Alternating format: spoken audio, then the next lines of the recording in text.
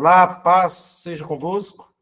Estamos aí para mais uma aula na Escola Bíblica Quadrangular. Sou o pastor Jorge Zaca e hoje nós vamos falar sobre algo muito importante, que é a aula número 5 aqui, abandonando a prática do pecado e do passado, a transformação do novo crente em Jesus.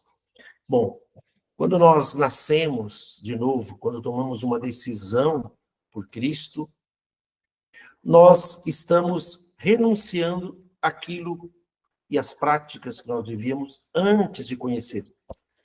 Afinal de contas, no reino de Deus, nós temos aí princípios e valores que a gente vai adquirindo, a gente vai adicionando à nossa vida, permitindo, que a ação de Deus seja completa em nossa vida, fazendo uma transformação completa e total. No na carta de Paulo, em 2 Coríntios, capítulo 5, versículo 17, diz assim: assim, se alguém está em Cristo, nova criatura é.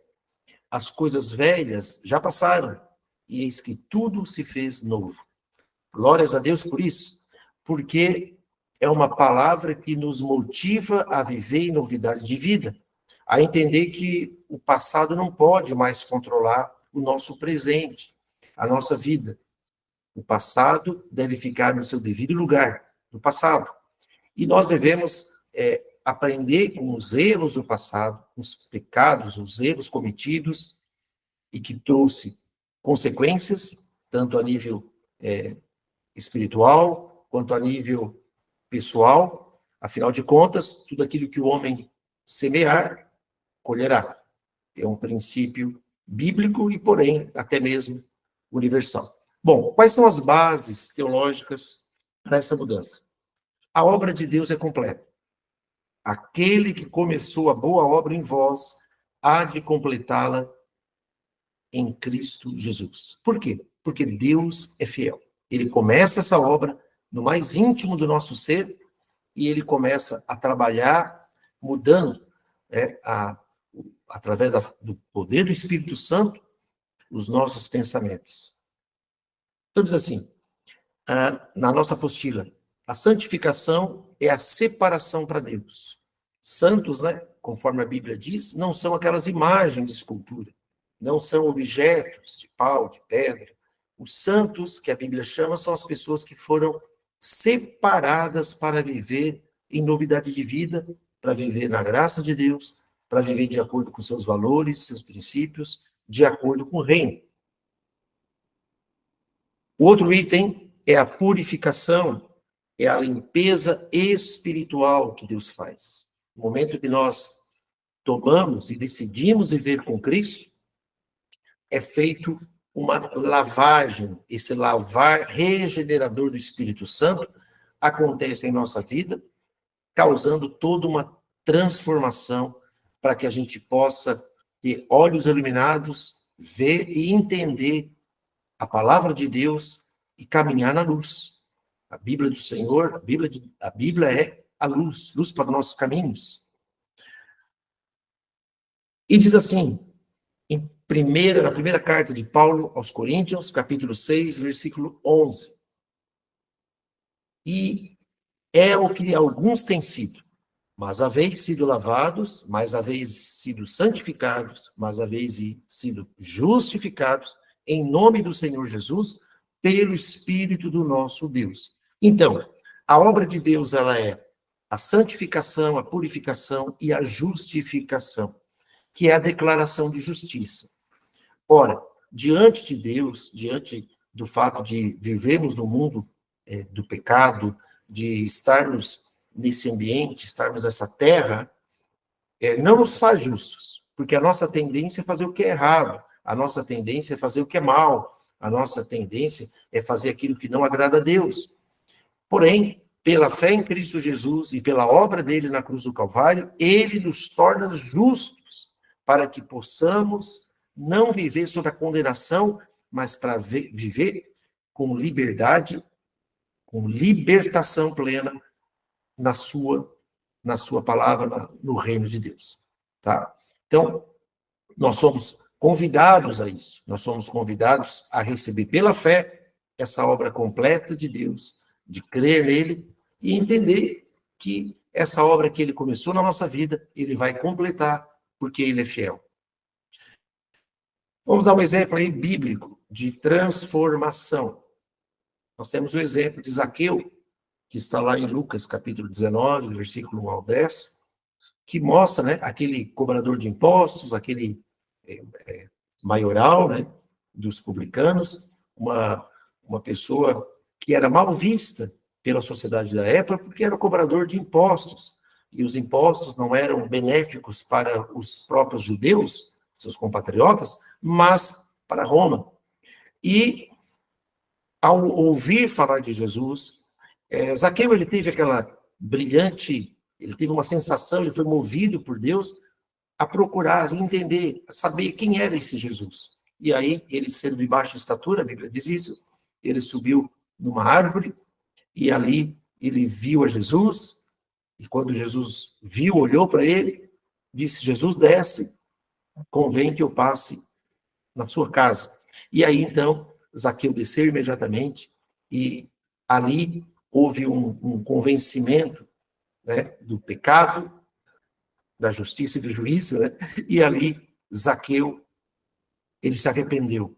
Houve um arrependimento instantâneo, e com Jesus ele disse que ele resolveria dar aos pobres a metade dos seus bens e restituiria aqueles que ele deu, aquele que ele acabou roubando, de certa forma, através da cobrança abusiva de impostos, ele devolveria 4 vezes mais, conforme a lei dizia. Então, houve ali um arrependimento, houve uma conversão genuína, e o próprio Senhor Jesus disse, hoje houve salvação nesta casa. Porque houve sinais de arrependimento, de reconhecimento do erro, né, e de se colocar, eu penso que Zaqueu, ele viu que a maior riqueza estava diante dele, que era Jesus. Todos os bens materiais, eles estão aqui por pouco tempo, são importantes para que as pessoas vivam de uma maneira justa, que ela possa ajudar o próximo, que ela possa viver bem, mas a maior riqueza, em primeiro lugar, é a presença de Deus na nossa vida. É Ele que traz a verdadeira transformação, a verdadeira restauração. Então, houve a restituição, houve a generosidade. Nós observamos também, lá no livro de Atos, capítulo 19, versículo 19, que houve um desligamento, né, de objetos ligados à prática do ocultismo, práticas ocultas. É importante que quando a pessoa se volta para Deus, ela deixa a palavra lavá-lo. Ela permita, porque você não pode ser apenas um ouvinte e não praticante, mas precisamos ouvir e praticar. E aí eu abro um parênteses aqui para dizer o seguinte, como é bom você estar numa igreja que ama, uma igreja que prega a palavra, uma igreja, uma comunidade de irmãos que intercedem uns pelos outros, que oram, que desejam e que querem o bem. Porque quando você se afasta da igreja, quando você para de congregar, e a Bíblia diz, não deixeis de congregar como é costume de alguns. Quando você faz isso, você está mais suscetível a cair no erro, a cair no engano, porque você está afastado daquela comunidade. Então é importante que você permaneça congregando, você participe, você se envolva com a obra de Deus, porque isso faz parte, é a família de Deus, faz parte para que você se mantenha unido, firme, forte, quando você estiver fraco, e quando você estiver desanimado, e quando você estiver enfrentando uma crise, uma situação difícil, ali você vai encontrar homens e mulheres de Deus que vão estar intercedendo por você e que vão auxiliar de uma forma ou outra para que você se levante, use a fé e saia da situação em que você está vivendo. Tá bom? Então, desvincule-se daquilo que não agrada a Deus. Desvincule-se das práticas pagãs, daquilo que contraria a vontade de Deus. Nós vamos vendo isso na sequência. Renunciando, né, às antigas crenças. Ora, a pessoa, muitos, né, fazem um sincretismo religioso, acreditam um pouco de tudo, mas no momento que mais precisam não sabe a quem pedir, porque tem muitos caminhos, mas a Bíblia diz que não há muitos caminhos. Há um único caminho, que é Jesus. E quando você pede para Deus através do seu Filho amado Jesus Cristo, as coisas acontecem. E você sabe a quem você vai glorificar. Porque só existe um Deus único, um Deus que manifesta em nossa vida através da fé, através da obediência à sua palavra. Quais são as áreas, então, que necessitam de abandono? Então, na nossa apostila, se você estiver acompanhando, primeira coisa, que é um significado dessa conversão, é deixar os ídolos. É a incompatibilidade entre os ídolos e o Espírito Santo.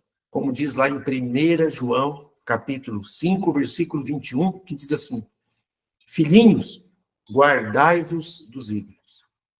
Então, a idolatria é o pecado. Idolatria é um pecado. Deus não divide a sua glória com ninguém. Ele é o único e soberano. Ele é o único e soberano Deus. É o princípio e o fim, o Todo-Poderoso. O Deus fiel, o Deus que vela para que a sua palavra, o Alfa e o Ômega. Ele é o nosso Senhor. Ele é o eterno Deus. E ele não divide a sua glória com mais ninguém. Ele não divide a sua glória com mais ninguém. Então, todo e qualquer objeto de culto deve ser rigorosamente eliminado, deve ser descartado. Você não pode amar a Deus e amar um objeto qualquer. E eu vou mais, né? Essa questão, e é delicado, porque isso requer uma conversão genuína, requer um arrependimento, requer uma compreensão da palavra que somente o Espírito Santo vai conseguir fazer. É a idolatria, muitas vezes, com um familiar. É a idolatria que você tem com um filho, com uma filha. É a idolatria que você tem com o cônjuge. É a idolatria que você tem com qualquer pessoa. Então, saber separar quando você admira alguém, quando você admira e quando você idolatra. Então, é um cuidado que você tem que ter para não colocar nada além na frente de Deus, porque Ele é o único que merece a adoração. Então, se livrar de objetos e práticas malignas, impuras, né? As pessoas que ficam procurando aí praticam, né, algumas orações, ou praticam rezas estranhas, confusas, práticas pecaminosas. Então, a ideia é a destruição desses materiais que lembram a prática do pecado, que lembram e que levam a pessoa a cometer, por exemplo, atos de idolatria. A rejeição de ensinos contrários à fé cristã. Meus amados, nunca aceite alguém que se levante contra a fé cristã. Se a pessoa gosta de você, se a pessoa te respeita, se a pessoa te ama, ela tem que respeitar a sua fé. Amém? Ela tem que respeitar a sua fé. Ela não é obrigada a aceitar o que você crê, na fé em Jesus. Ela não é obrigada. Você vai estar orando, você vai interceder por essa pessoa, para que haja uma conversão, para que haja uma mudança. Mas o devido respeito tem que ser dado. Então não aceite, sabe? Com postura de cristão, com ética, com respeito, né? Se afaste daqueles que zombam a tua fé, aqueles que intentam o mal, que fazem piadas, que fazem anedotas com relação à fé. Não aceite isso, não tolere isso, sabe? Respeite e provoque o respeito à sua fé, tá bom? Isso é muito importante para que você faça. Também os atos de injustiça, né? Liberte-se dos atos de injustiça. Como disse lá em Zaqueu, né? Restituição dos bens adquiridos ilegalmente, a resolução de pendências financeiras do passado. Então, dependendo de você, tenha paz com todos. Cumpra o que tem que ser feito. Cumpra os acordos que foram estabelecidos. Resolva as pendências. Mais dificuldade que você possa ter, peça ajuda a Deus, peça auxílio a Deus, e Deus vai fazer, vai te dar sabedoria para você tomar as melhores decisões e para que você cumpra os compromissos que você tem. Isso não pode ser um fardo para você. Isso deve ser algo que te provoque paz. Exemplo, tenho paz que vou resolver tal coisa, estou procurando resolver, estou buscando sabedoria em Deus para resolver aquela determinada situação, aquele determinado problema. Então, isso tem que te produzir paz, e não conflitos, né? Perturbações, porque você vai colocar primeiro em oração, primeiro diante de Deus, para que Deus venha te auxiliar nesse propósito. Práticas impróprias, né? Então, as pessoas que vivem, né, em união conjugal, que elas possam se regularizar diante da lei, diante dos homens, as pessoas que aí estão residindo, estão morando juntas há muitos anos. Então, isso é fundamental, que ela regularize a sua situação afetiva, sua situação conjugal. O abandono de vícios e hábitos nocivos, aquilo que te prejudica, né? Abandone aquilo que te faz mal. Você sabe que a glutonaria é pecado? Você sabia disso? Então, às vezes, não é só falando de bebidas alcoólicas, drogas, tudo isso, claro, mas a glutonaria é pecado, sabia? Quando você come além do que convém, quando você não tem disciplina, não tem equilíbrio. Então, olhe para a sua vida agora, olhe para o seu peso, olhe para a sua saúde, né? Cuide da sua vida, cuide. A Bíblia diz que nós somos templo do Espírito Santo. O templo é o corpo, cuide desse templo. Comece a te valorizar mais. Comece a tirar a ansiedade e colocar... a ansiedade coloca diante de Deus, mas viva em novidade de vida. Procure viver de forma restaurada e plena. Como funciona esse processo de abandono do erro, do abandono do passado? Como funciona? Então, em primeiro lugar, o reconhecimento honesto das áreas problemáticas. Quais são as áreas que você está enfrentando problema? Quais são as áreas problemáticas da sua vida? Primeiro ponto é isso. Segundo ponto, confessar diante de Deus. Admitir que você errou, que você pecou e que você precisa de ajuda, de uma ajuda de Deus. Isso é básico, né? Renunciar ao erro, renunciar ao pecado. Não aceitar viver do mesmo jeito errado que vivia. Procurar em Deus sabedoria e força do Espírito Santo para que você comece a fazer a vontade dele. E a restituição, que é você reparar aquilo que você causou de mal, de ruim, você procurar reparar isso de uma forma ou outra, desde o perdão inicial até mesmo qualquer situação que possa você ter sido causador de qualquer outro problema. Espero que você esteja ouvindo, atento e entendendo, né? Isso é importante para que a gente possa viver em novidade de vida. Então, como é que eu posso viver em novidade de vida? Bom, eu preciso substituir as minhas práticas, meus hábitos, por hábitos alinhados à fé cristã. Eu não orava, agora eu oro.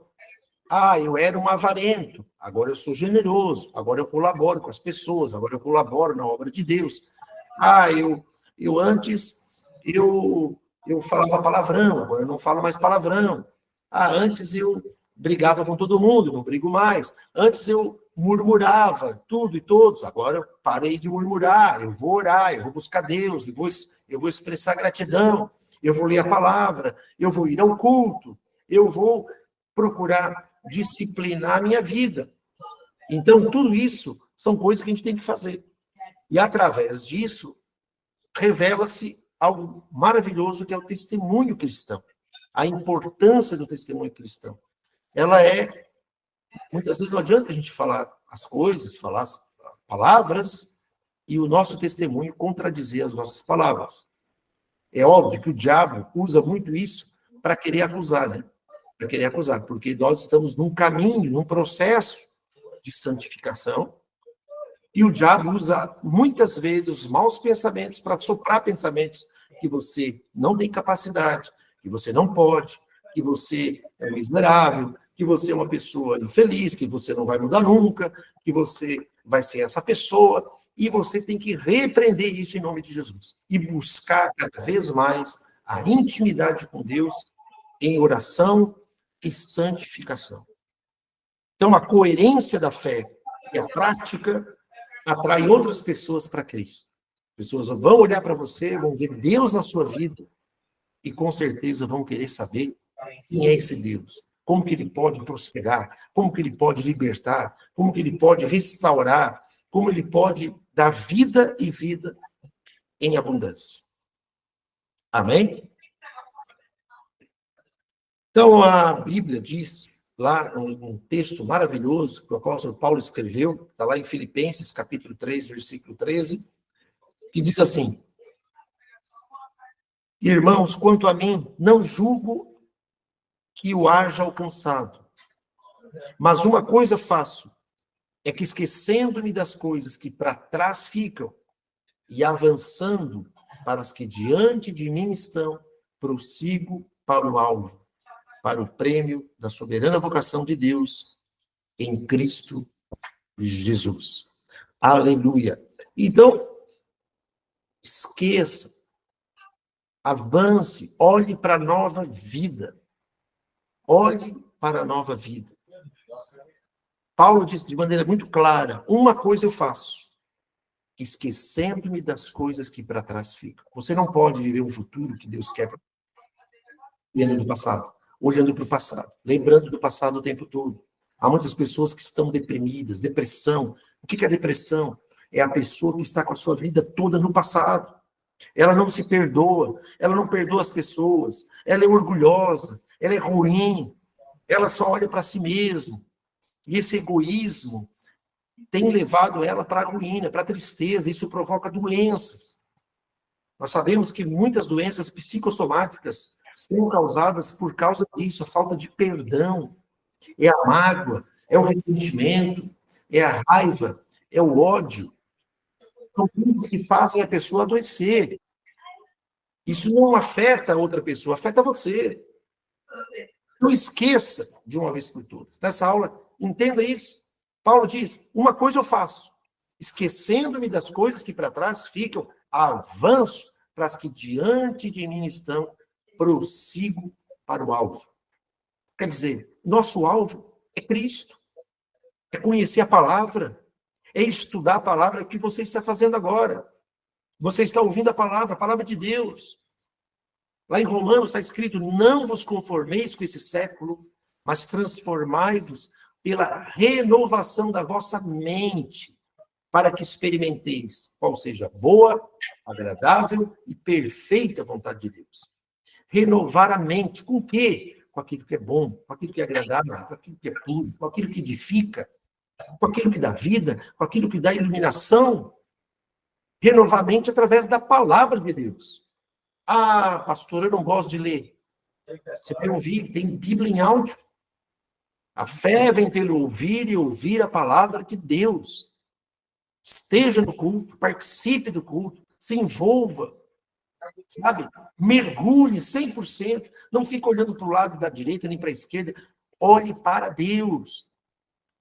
Se esvazie de si mesmo. Deixa Deus agir na sua vida. Deixa Deus trabalhar. E ao ouvir a voz de Deus, coloque em prática imediatamente. Coloque em prática imediatamente. Isso vai te dar paz. E isso vai te dar bênçãos, porque Deus é fiel. Em Isaías, capítulo 43, versículo 25, diz assim: eu mesmo sou o que apago as as tuas transgressões por amor de mim, e dos teus pecados não me lembro. Então, Deus é tão maravilhoso, Ele não fica te condenando, Ele não fica te acusando, Ele não faz isso. A palavra de Deus, ela é fonte para que a gente possa beber da água viva, da água pura. E a partir daí, a gente entende o que é certo e o que é errado, e a gente tome a decisão por Cristo, por aquilo que a Bíblia nos orienta, pelos princípios e valores do reino de Deus. Então, no momento que você tomou a decisão, e você renova esse pacto, essa aliança, toda vez que você participa da ceia do Senhor, você tem a possibilidade de chegar diante de Deus ali, naquele momento sublime, aquele momento de graça, aquele momento maravilhoso, se curvar diante de Deus, de renovar os seus votos, a sua aliança com Deus, sabe? E saber que Ele não olha mais para o teu passado, mas você também não pode mais olhar. Você tem que olhar para frente, olhar para as coisas boas. Não há como você ver possibilidades e oportunidades em qualquer área da sua vida, se você estiver olhando o passado. Se você ficar preso ao passado, você vai continuar vivendo de forma triste, amarrada. E eu tenho certeza que não é isso que você quer. Você quer viver vida e vida com abundância. No item 7, perspectivas teológicas sobre a santificação. Você aí esteja acompanhando. A compreensão da santificação como um processo contínuo. Dia após dia, Deus vai trabalhando nossas vidas, vai nos moldando, vai nos capacitando. O papel do Espírito Santo na transformação do cristão, do crente, a tensão entre o já e o ainda não. E interessante, Jesus disse, seja a vossa palavra sim, sim, não, não. O que disso passar vem do maligno. Então, a decisão tem que ser clara. Tem que ser clara. Quando Deus te fala algo, não é para você ficar aí titubeando entre dois pensamentos. Ah, não sei, sei lá, será que é assim? Não, está com dúvida? Vai para a palavra, vai para a Bíblia. Pede orientação ao pastor. Sabe? Mas não fique isolado. Não te isole. Não fique cocheando entre dois pensamentos. Não deixe que os pensamentos invadam a tua mente com dúvidas. Não, busque esclarecimento com a palavra. Ah, tem dificuldade? Busque ajuda com o pastor, com o professor. Amém? Então, a realidade da nova natureza versus a presença do pecado. A luta contínua contra tendências da velha natureza. Como a gente já falou, a nossa tendência é fazer o que é errado, aquilo que não é bom, aquilo que não agrada a Deus. Então, essa luta é uma luta constante, todo dia, diariamente. Nós temos que enfrentar nós mesmos, enfrentar o mal, enfrentar o orgulho, enfrentar a vaidade, enfrentar o egoísmo, enfrentar essa tendência de murmurar, de fazer, sabe, aquilo que não agrada a Deus. Comece o seu dia com oração e você vai terminar com adoração, com louvor, dando graças a Deus, porque até aqui Ele tem te ajudado e Ele vai continuar te ajudando, porque o Senhor Jesus mesmo disse, eu estarei convosco todos os dias até a consumação dos séculos. Então, você pode descansar em Deus, certo? Porque Ele está no controle, para que você faça aquilo que tem que ser feito. Amém? Nós vamos encerrando essa aula, citando a última parte aqui da apostila, que diz assim, o abandono das práticas do pecado não é apenas uma exigência moral, mas uma expressão natural da nova vida em Cristo. À medida que o crente cresce em sua fé, ele é capacitado pelo Espírito Santo a viver de maneira que honre a Deus e testemunhe o poder transformador do Evangelho. Aleluia. E aí diz em Colossenses 3:1, portanto, se já ressuscitaste com Cristo, buscai as coisas que são lá de cima, onde Cristo está sentado à destra de Deus. Glórias a Deus por isso. Então, você tem aí esse entendimento agora para tomar posse da vida que Deus preparou para você.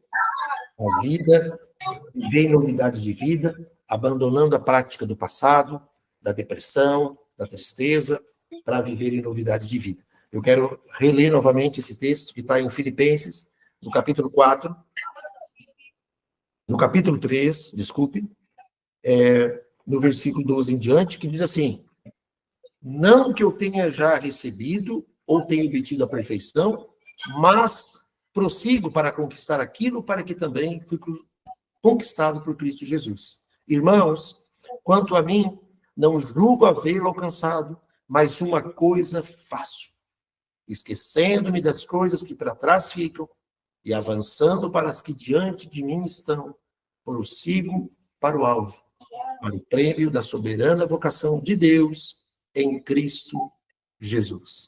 Aleluia. A palavra é viva, a palavra é fiel, a palavra de Deus, ele vela para que essa palavra se cumpra e que você possa viver mediante a essa maravilhosa palavra de Deus e que você tenha vida e vida com abundância. Quero agradecer a sua presença na aula.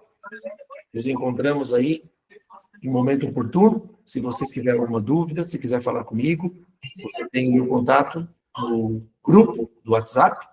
Você pode me chamar e eu vou lhe ajudar por responder aquilo que for necessário. Agradeço a Deus a vida do pastor Jonathan, diretor de educação, também o nosso pastor superintendente, pastor Luiz Carlos, e a pastora Silvana, que administram com muita sensibilidade espiritual, com muita unção de Deus, a sede da nossa igreja, do Evangelho Quadrangular em Araranguá. Que nós possamos honrar os nossos pastores também, das igrejas locais, que estão aí espalhados pela região de Araranguá e por todo o Brasil. Deus abençoe a sua vida, Deus abençoe a sua família, e que possamos viver em Cristo em novidade de vida. Deus abençoe, em nome do Senhor Jesus, essa é a minha oração e o meu desejo. Paz seja convosco. Amém.